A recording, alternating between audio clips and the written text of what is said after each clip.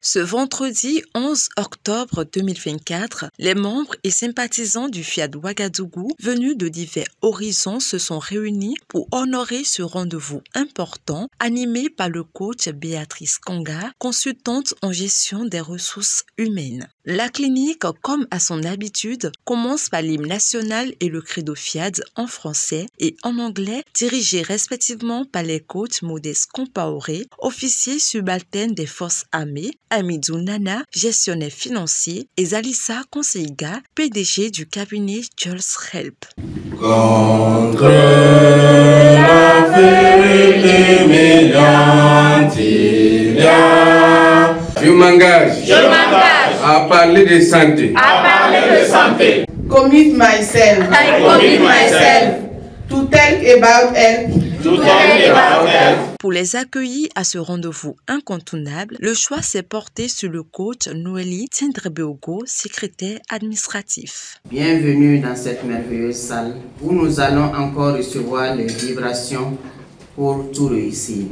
Je nous exhorte à nous installer confortablement pour écouter les messages que les orateurs divinement choisis vont nous distiller. Le coach Jean-Claude Toé a également prononcé un discours réitérant son engagement et son amour pour l'association Fiat Monde. Avant de rencontrer le Fiat, il y avait beaucoup de zones de perturbation dans ma vie, il y avait beaucoup de désordre, il y avait beaucoup de déchets.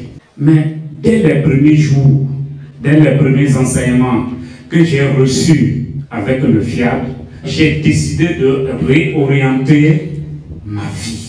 Ainsi, la vie que je trouvais difficile est devenue simple. À chaque rencontre, il est indispensable que les participants acquièrent de précieux enseignements pour leur transformation totale. À cet égard, le coach Nana Ouattara, inspecteur du travail, a exhorté chaque participant à s'abandonner à Dieu. La plupart du temps, lorsqu'une difficulté se présente à nous ou que nous voulons réaliser un désir, nous nous battons. Nous courons à gauche et à droite, alors que nous avons Dieu qui est là et qui ne demande qu'une chose, c'est de nous confier à lui. S'abandonner complètement, totalement, entièrement à Dieu. C'est la véritable clé de la réussite intégrale. Bien évidemment, cela ne veut pas dire que nous allons croiser les bras. Nous allons simplement faire notre part. De prendre conscience que nous sommes les seuls responsables de notre vie et effectuer les changements nécessaires. Faire le combat des caractères et laisser Dieu se charger du reste. Vient ensuite l'exhortation basée sur la confiance en soi du coach Mos Efalou, technicien décorateur intérieur-extérieur de bâtiments. Nous avons beaucoup de domaines où des fois nous doutons de nous-mêmes, nous n'avons pas confiance en nous. Et d'abord, il faut être convaincu de ses capacités soi-même pour convaincre son entourage. Mes amis, la confiance en soi, c'est Dieu qui donne. Et quand on fait des formations, c'est forcé que ça vienne quoi.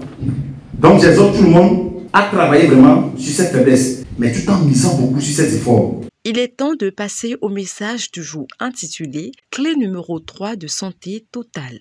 Dans cet extrait, le coach Sylvie Ilboudo Koulibaly a développé davantage le thème. Les Chinois, ils sont reconnus pour leur art culinaire très épicé.